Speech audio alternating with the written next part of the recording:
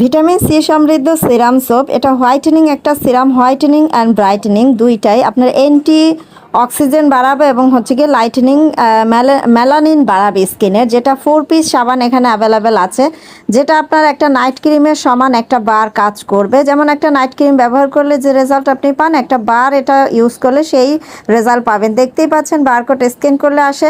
এটা whitening serum soap, vitamin C এবং coconut oil and lemon fruit extract এখানে আছে।